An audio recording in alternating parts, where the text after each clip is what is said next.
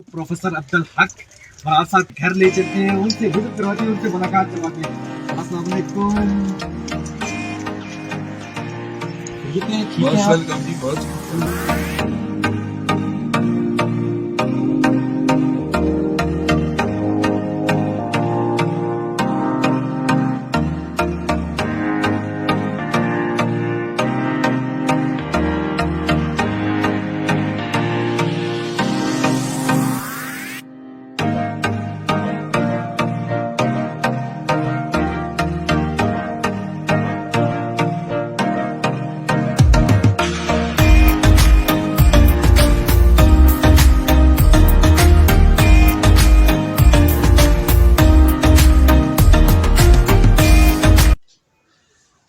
बिस्मिल्लाहिर्रहमानिर्रहीम। आप देख रहे हैं के न्यूज़ HD और मैं हूं आपका मेज़बान वकार इख्तियार।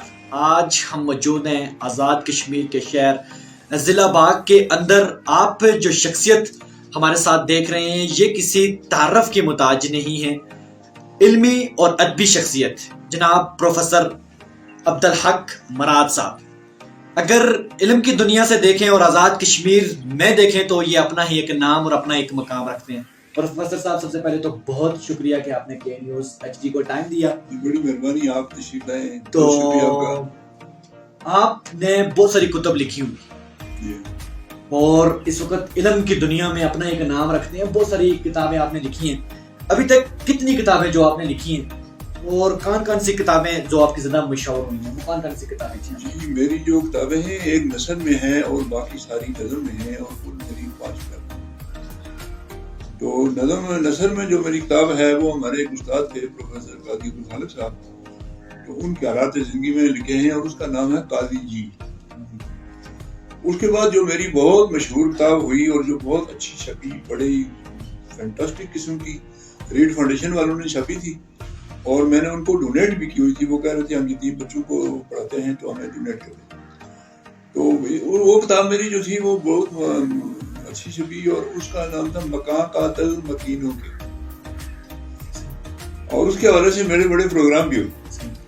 फिर उसके बाद तीसरी किताब मेरी छपी थी जुम्बश लब, मजमूआ कलाम है, और वो जो मकां कातल मकीनों के है वो भी मैंने ज़लज़ले के वाक़यात जो है वो मंदूम पेश किया। तो फिर मेरी चौथी किताब जो है वो छपी है सांस चलती रहे, और ये भी मजमूआ कलाम है। और मेरी 5वीं किताब जो है वो ये नुआए कुरान है। ये जो नुआए कुरान है इसका ये इजाज़ है कि ये पूरे कश्मीर से मैं पहला आदमी हूँ जिसने मंजूम तर्जुमा किया है, और बर्रे सगीर में जितने मंजूम तर्जुमे छपे हैं शेमा अकबर आबादी जैसे बड़े शायरों के भी, तो उसमें सबसे खूबसूरत जो है वो ये मेरा तर्जुमा जो है वो छपा है। और ये बड़े सगीर में लीड ले रहा है। कोई मंजूम तर्जुमा जो है वो इतना अच्छा छपा नहीं है। इसमें इसका ये जो इसका है बहुत खूबसूरत, इसका ये सूरह फातिहा का पेज बहुत अच्छा बनाया है उन्होंने।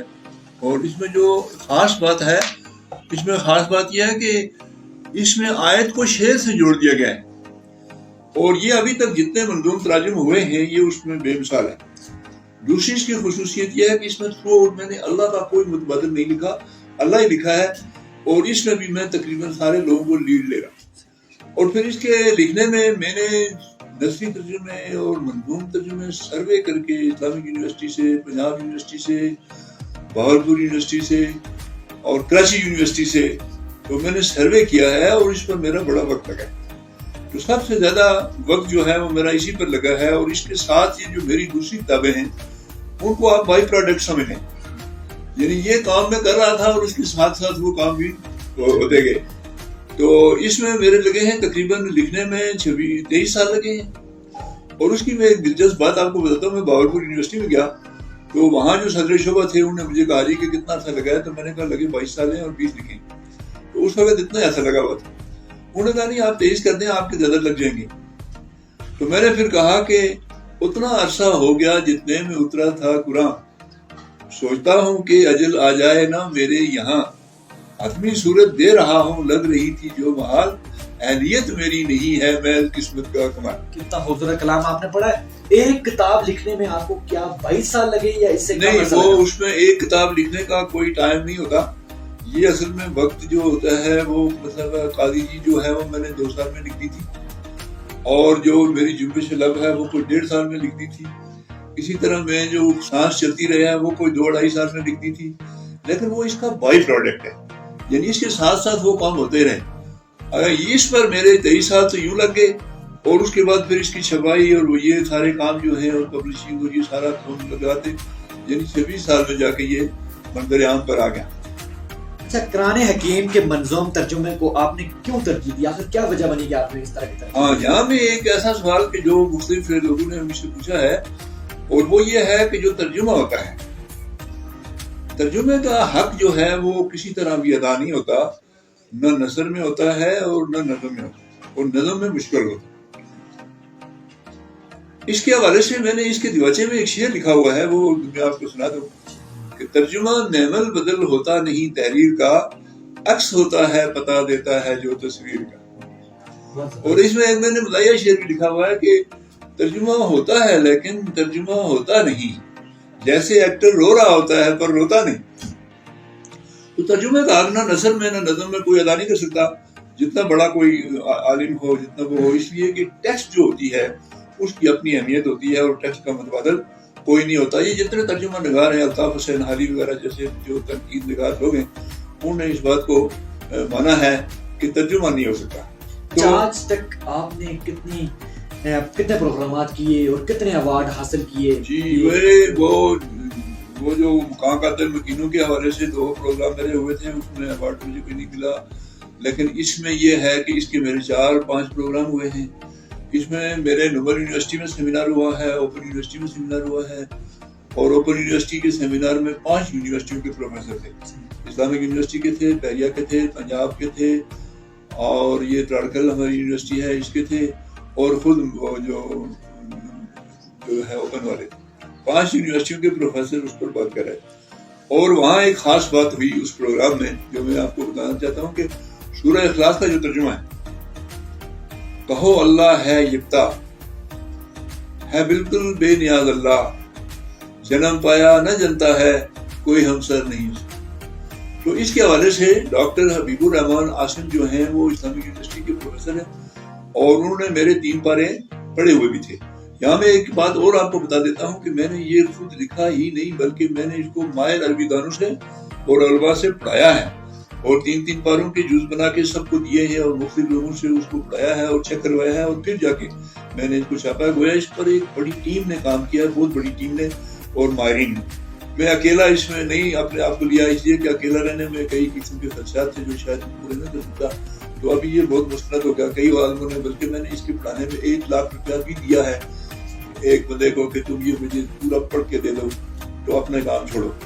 اچھا، ابھی تک آپ نے کتنی کتابیں لکھی ہیں اور سب سے زیادہ بزنس کس نے کیا ہے؟ ہاں، بزنس کا تو دوسری کتابیں تو ہم ویسے ہی لوگوں کو تقسیم کرتے رہے ہیں، اور یہ البتہ جو ہے یہ انٹرنیشنلی ہو گیا ہے. اس کی ہم نے 3000 روپے قیمت رکھی ہوئی ہے، اور یہ مختلف جگہوں سے بال سے جی یہ نوائے قرآن جو ہے تو اس کی سیل بھی ہوئی ہے، اور یہ میں نے یونیورسٹی میں فری بھی کیا. تو مشہور سب سے زیادہ یہی ہوئی ہے یا مشہور سب سے زیادہ یہی ہوئی ہے، اور سب سے زیادہ عظیم کام بھی یہی ہے، چونکہ اس کا کوئی متبادل نہیں ہے. اور یہ اس میں مختلف یونیورسٹیوں والے، کراچی یونیورسٹیوں نے 5 مقالے اس پر ابھی تک مجھے یونیورسٹیوں سے آئے ہوئے. اچھا، سب سے زیادہ بزنس اس وقت تک آپ چاہتے ہیں کہ یہی کتاب جو ہے وہ جی. باقی تو ہماری کتابیں بے شمار لوگ لکھتے ہیں، بہت پسند ہوتا ہے، مجھ سے بھی اچھے شاعر ہیں، اچھی شاعری کرتے ہیں. کوئی اچھا سا 2-4 کلام جو ہے اس کتاب کو وہ پڑھ کے ہمارے سننے والوں کو. جی، اس کتاب کے جو ہے نا بہت مختصر جو چیزیں ہیں، مثلا سورہ کوثر کا ترجمہ سنیں، سورہ اخلاص کا تو میں نے سنا دیا آپ کو. یقیناً عطا کی تجھے ہم نے کوثر، لہذا نماز اپنے ہی رب کی پڑھ، ذبیحہ بھی اس کی ہی خاطر کیا کر، جو دشمن ہے تیرا وہی ہوگا ابتر. ماشاءاللہ ماشاءاللہ.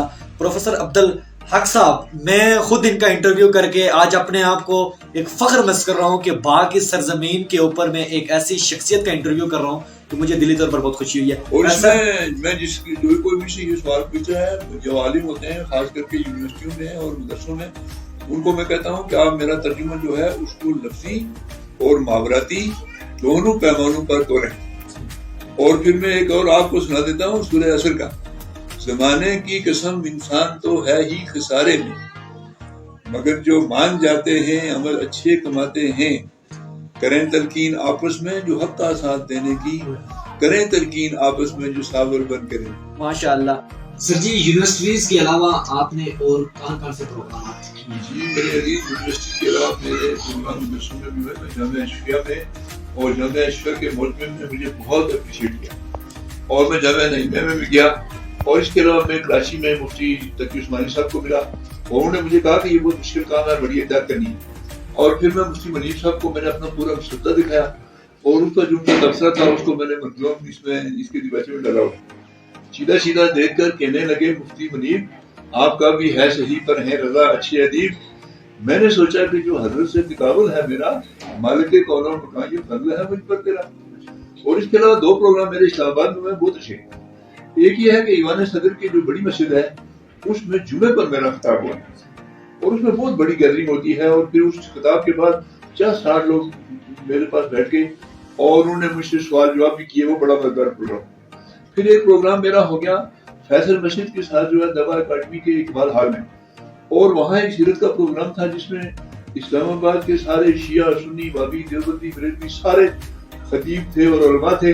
اور اس میں میرا خطاب ہو گیا، اور اس میں میں نے اس کے سورہ عصر کے اور سورہ کوثر کے اور ریلیونٹ جو پورشن تھے سیرت سے ملتے تو وہ میں نے وہاں سنائے.